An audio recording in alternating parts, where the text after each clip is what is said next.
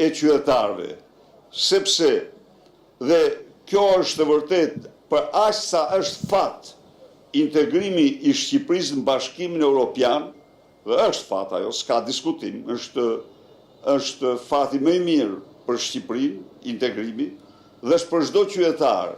Pra, 22 mars është një betejë për Europën, është një betejë për rrugën europiane, është një betejë kundër një njeriu që për të mbrojtur vjedhjet e tij ju mbylli shqiptarëve dyert e integrimit në Bashkimin Evropian. Këto dyrë nuk mund t'i hapin askush, nuk mund t'i hapin asnjë vend, nuk mund t'i hap asnjë institucion tjetër përveç qytetarëve shqiptar, të cilët duhet të ngrihen fuqishëm në këtë betejë.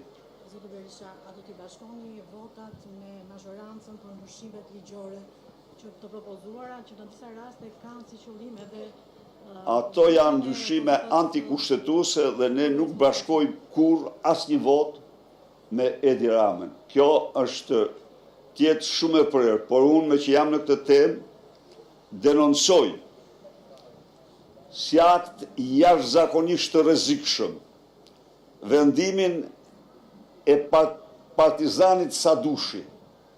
Nuk i them partizan për luftën, po i them partizanit në kuptimin e Edi Ramës, partizanit Edi Ramës Sadushi, i cili me vendimin që ka bërë e ka shtruar Shqipërinë në vendin më të rrezikshëm, është vendi më i rrezikshëm, por shumë herë më i rrezikshëm, mbasi ju krijon mundësi të gjithë kriminalëve të ratisen dhe nuk do ketë më kriminal në bangon e akuzës.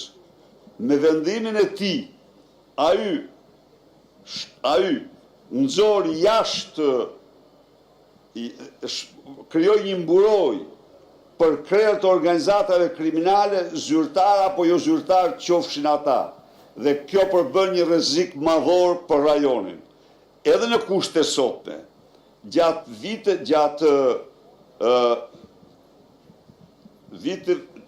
5 viteve të shkuara, 252 mandate të bosëve të krimit nuk u ekzekutuan, po mbetën të lirë në Shqipëri dhe në vendet tjera, kurse tani, nëse mandatet ekzekutoheshin vetëm 15% e tyre, tani 0%. Të gjitha mandatet e arrestit do përfundojnë në rati dhe në kërkim me këtë vendim që ka bërë Sadushi për të mbrojtur gjoja parimet.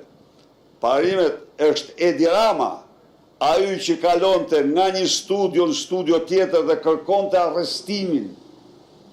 Dhe ta përgëzoj Ambrosian që ja plasin fytyrë mirë gënjeshtarit, kërkonte arrestimin për pagesat e dritave dhe të ujit, se thoshte jo, kam kërkuar për ata që vjedhin, jo për ata gënjeshtar. Ka burgos njerëz për një faturë $35 dhe kanë vdek në burgje. Pra, pasi mbushi, pasi arrestojnë në një vit mbi 30.000 qytetar dhe dilte me krenari nga një studion tjetër, hekura dhe burg, tani i akuzon se i mbushët burgjet. Sigurisht që kanë përgjegjësi, nuk i nxjerr nga përgjegjësia, por nxitjen e arrestimeve e bëri Edi Rama, ju kujtohet ju Taulanti me 5 bjemra, dilte thoshte, arrestuam 300 trafikant këtë javë. Statistik, asnjë trafikant, thjesht përdorues ose hiç, njerëz pa asnjë lidhje me drogën.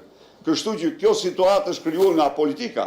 Natyrisht mund të ketë abuzime dhe nuk jam, por problemi është se këto abuzime duhet të shqyrtojnë institucionet inekzistente të drejtësisë. Faleminderit.